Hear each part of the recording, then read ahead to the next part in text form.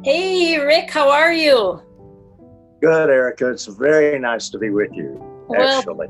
thank you. I am so excited. Everybody who's tuning in, I'm Erica Gilsdorf with TV3, and I am honored to have Rick Carson, one of my favorite longtime authors.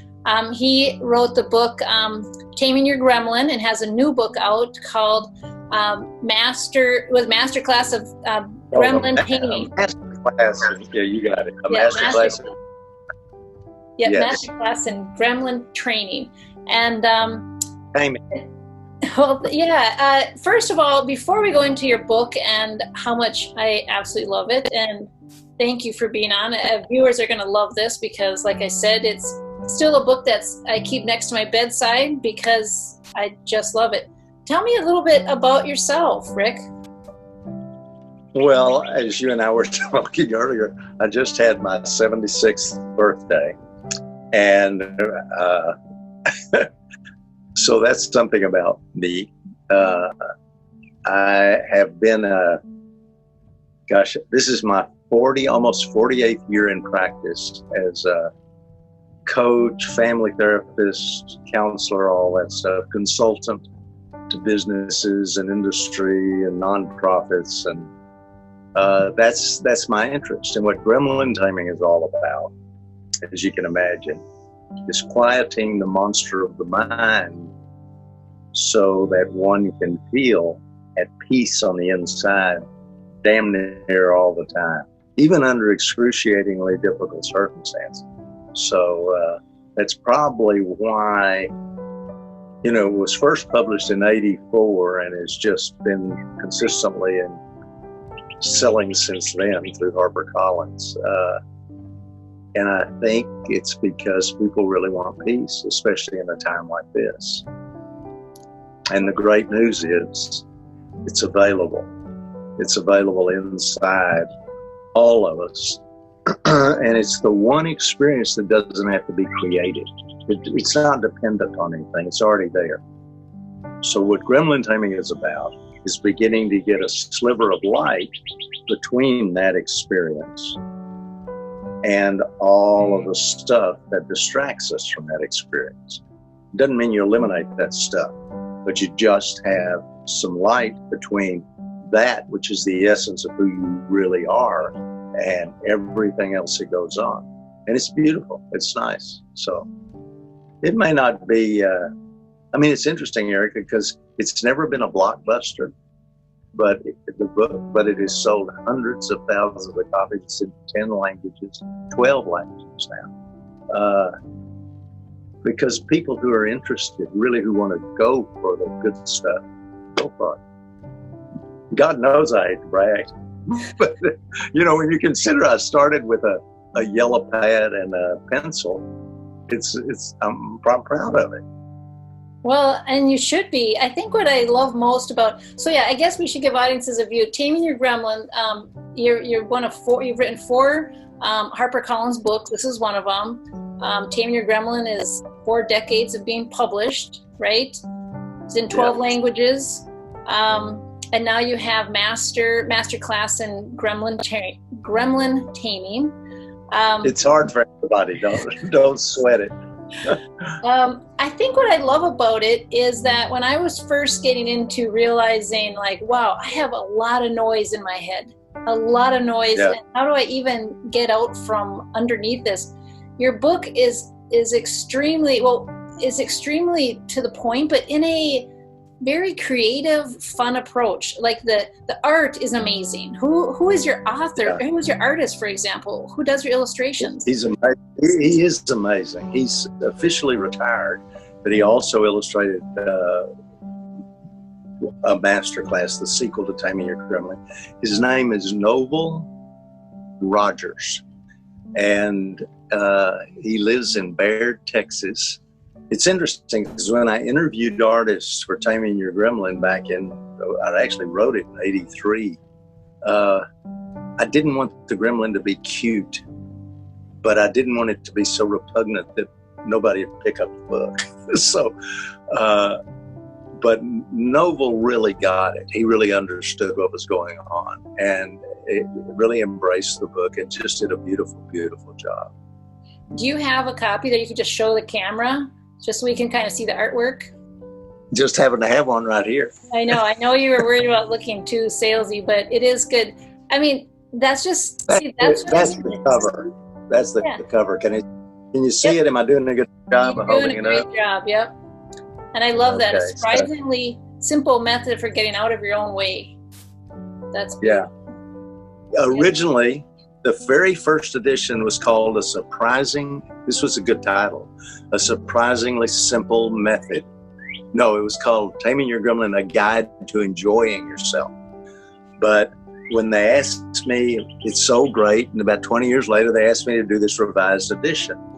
And I thought, well, I'll change the title because I was afraid some people were thinking enjoying yourself, A Guide to Enjoying Yourself, was about kind of putting on a happy face and I hate that stuff. I mean, this is about being completely human. So I changed the title. That's awesome. Well, I love it. And so in your book, you talk a little bit about, I mean, we don't need to go, we don't want to give away the book because it's part of reading it, that whole process. But I would like for anybody that happens to be watching to at least get a practical tool or two that they can begin using. Yeah. Yeah. I mean, that's the reason I wrote the book. It's no way to become it's not a great entrepreneurial move to write a book unless you're, Bill Clinton or somebody like that. So I want the word out there. For me, what I liked is, and I use it to this day. I mean, it is a mantra is simply notice. And that's right. One of the main principles is, you even have cute quizzes, like not quizzes, but fill in the blank, just to help you remember, simply notice some of your tools. But I just love your approach is don't get down on yourself. Don't get upset. It's simply notice, there's for me, the gremlin is somebody with she's got high heels on and boots, and she's just this funny character, and it's you got to do, and it's that's you got to keep doing gremlin, and then you just kind of smile and shed the light like you say in your book, and don't fight it. Just acknowledge that your gremlin is having a little temper tantrum, and you don't get rid of it, you just greet it, and really bring it into the light. Right. It doesn't mean analyze it. I love the way you described it. I mean, hell, you should be. you just go ahead and tell everybody. But yeah, the way the method works in part, and this is just one piece, but it's a very important piece, is through simply noticing. It's pretty easy to notice what's going on around you, and it's pretty easy to notice what's going on in your body, and that's very important. It becomes very important. It's not so easy to actually notice your own concepts about yourself and about the world as those things are flying through your head. It's not so easy to notice immediately your own fears, your own regrets, your own put downs. That takes practice. But the book is about how to practice really noticing. Well, at the point you notice, you're in touch with the observer within, the natural you, the essence of which is that peace I'm talking about. So at the point you really start to notice,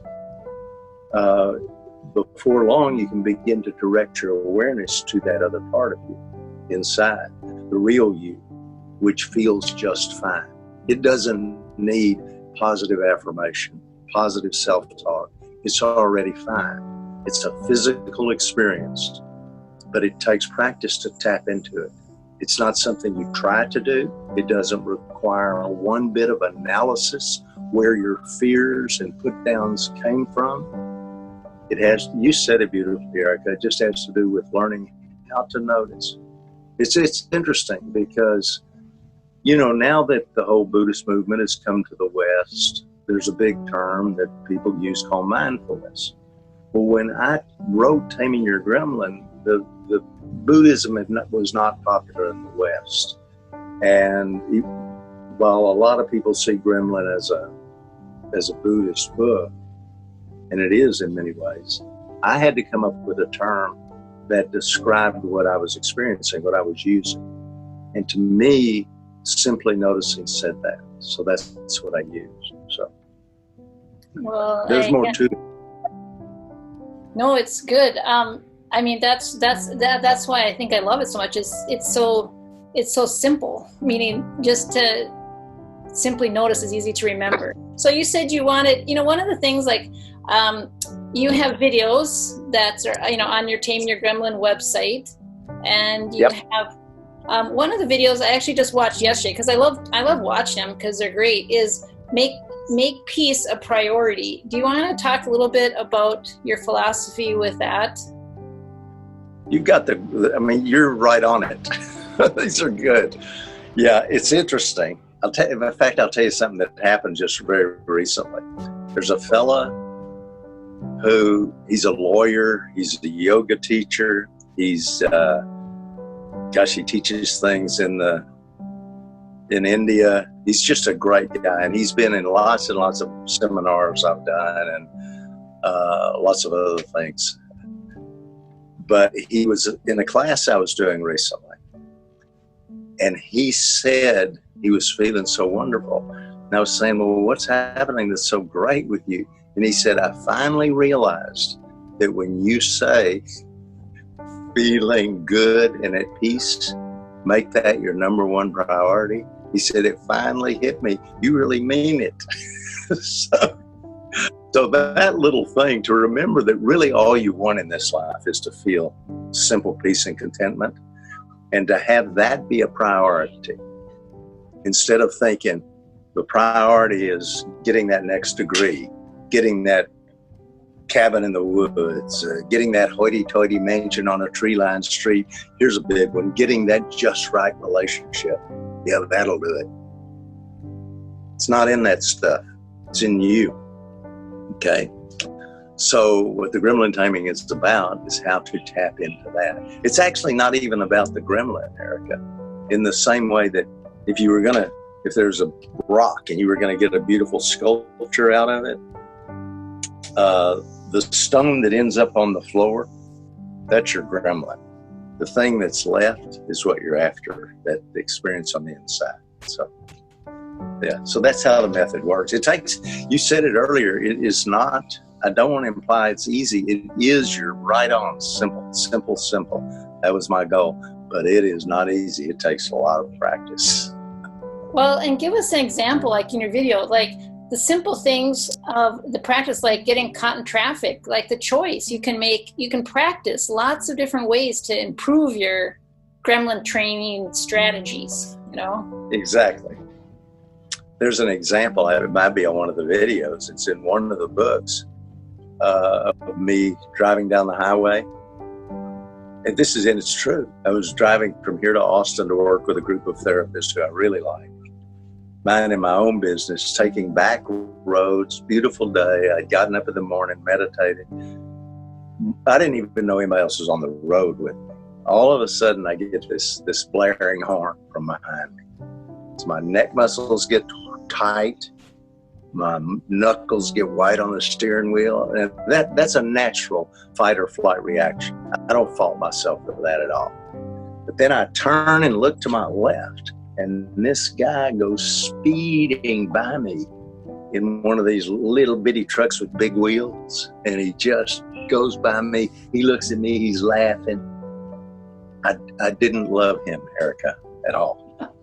But what I got catapulted into is one of the oldest gremlin myths, which is I'll feel better again when and only when I get him back. Okay. Now I've been noted to hold on to I'll feel better again when she agrees with me, or he understands my point of view, or they think I'm as swell as I think I am. My point is, when what we do is surrender to the props and players in our world, how good we're going to feel on the inside, it's just completely inefficient. What's better is to be able to control the one variable you can always control yourself, you. So what I did that day, I let that guy go to the background of my experience, and I remembered that number one priority.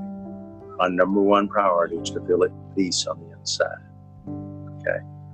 So I dropped my awareness to my breathing, left the theater of the mind. That's a skill. Left the theater, got back in touch with me, where I am, and everything in this world begins, miraculous sheath known as my skin, and took off. You know, I did see him again, by the way, at a gas station. And the same thing came up for me. I'd really like to go tell him something, but I settled myself back down. There's lots of opportunities to practice. Blaring horns come in many forms. And it's hard, you know, people, like you said, like to simply notice, but it's hard to remember to simply notice. And it's easier, I think, at least for me, it's easier because I imagine it's trained to get mad and then be like, and just go with that energy and be mad, because it's easier than being like, calm down. I have a right to be mad. And I'm going to go home and tell my friend how this guy did, you know, and you just perpetuate this. But it's much easier and somehow more insanely gratifying than like, yeah, no. So I'm glad you're right on, Eric. I'm telling you, I'm glad you're raising these issues because they're pertinent. Yes, I'm not saying just breathe. I'm big on, we can do a whole thing on breathing. But first you've got to accentuate and bring into the light what you are feeling. Like, I'd like to strangle that son of a bitch, you know, or whatever it happens to be. You got to give yourself full permission to feel that and even accentuate it. This is all in the book. Right. It's not just accentuate the fantasy. I'd like to bash him. I'd like to catch that pea-brain truck driver and whatever, you know. But accentuate not just that, but accentuate the feeling in your body. And you'll start to notice pretty quickly, within seconds with practice, this is poison. I would rather feel good than like a wired and wild-eyed maniac. But you're right. There's an element of good feeling to it initially. So milk it. Just don't stay there for long unless you're at choice with it. Hell, I guess if what you say is, I think I want to keep feeling like this, be my guest. But my job's to get you to choice. Right. And that's what is that it's not this. That's why I think I liked it. You know, I mean, I've had it for years, and I think I liked it because it wasn't all fluffy, just breathe and be happy. It's like, no, you can. The other thing is empowering. Like, one of your tools is, you know, I'm remembering all these things is like, I'm taming my gremlin. You know, you breathe in, picture your gremlin by your heart, and you're like, and for me, it worked as like an empowering thing to be like, doesn't have me. I'm like, I'm you know, relaxing into this, you know. Hey, are you the one who coined, there's 3 places to live in your head, in your body, and in the world? Are you behind that? I call them realms of awareness. Yes, look at this. You've framed a lot of my life. Yeah, I say that to people when I'm like, there's 3, yeah, that's you. There's 3 realms to live. In your head, in your body, or in the world. And if you don't like one, go to one or the other. Like, that's a huge part of the method, Eric. I mean, you got it. You know, it really is.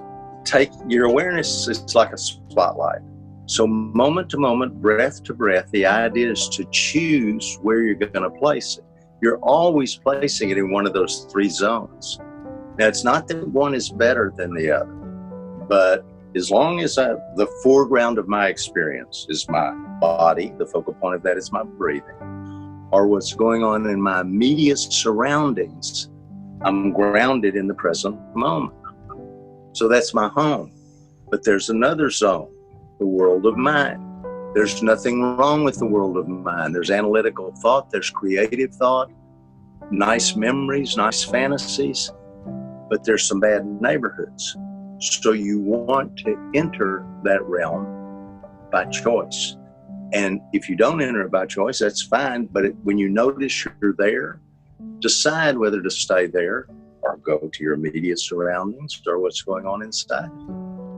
But all this takes practice. But people, hundreds, as I said, and thousands of people have learned it.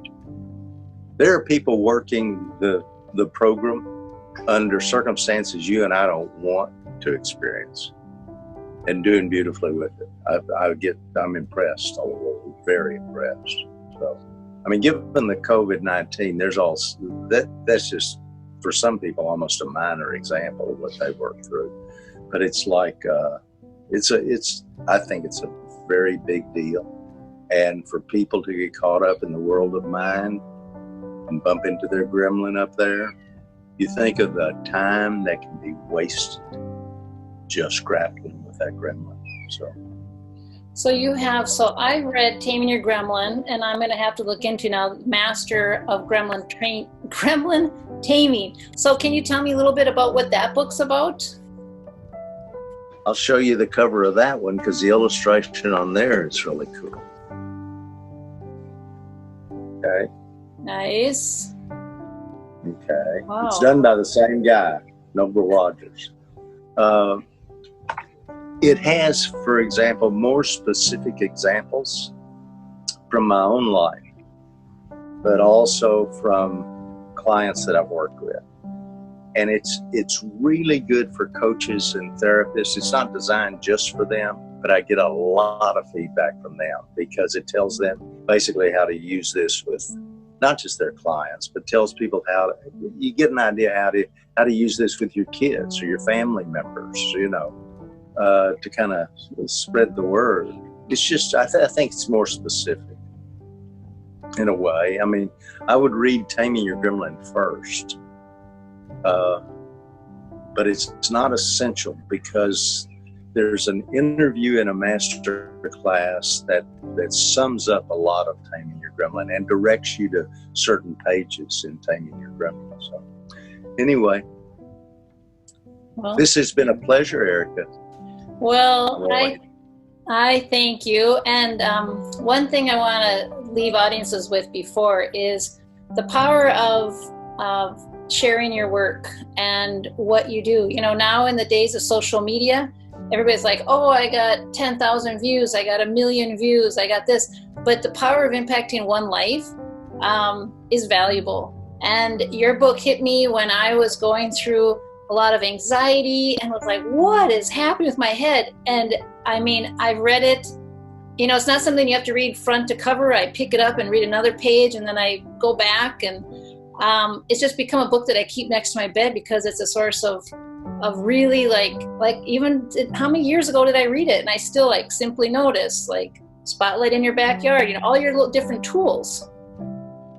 Imagine what that feels like to me to hear that. I mean, it's really, really wonderful. It's what I wanted, and sure enough, I mean, thank you for saying it. I really, really appreciate it very much. Well, I thank you for writing it and the power of impacting a life, because I've given it as gifts. I read it and I share those tools with everybody. So your ripple effect has been amazing, and I'm hoping that this show will encourage more people to read Taming Your Gremlin, share it, practice it, and use it as a catalyst to really having more inner peace. I mean, it's a great feeling, and it takes work, and we all slip and slide, and all of a sudden I'm like, whoa, Erica, get back in. But to have the tools to help you is really great. So thanks from Dallas, Texas, Rick, for joining us. This is awesome. My pleasure. Thank you for inviting me, Erica. And it's nice to see you. I've never seen you face to face. I know. I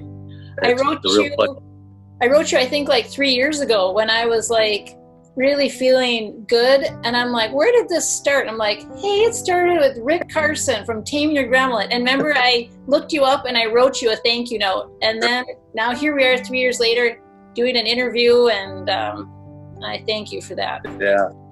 I would send you a master class, except that my wife has recently had some very serious surgery, and so we really are being careful. I'm not getting out and going to a post office, and I only have that one copy here. Debbie at the office has a few others, But I'm not going to ask her to go to a post office either because she's really on quarantine.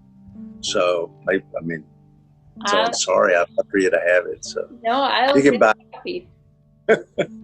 I think it's great, and we got to support our authors out there. So, yeah. Well, thanks so much, and stay healthy and well, and for you and your wife.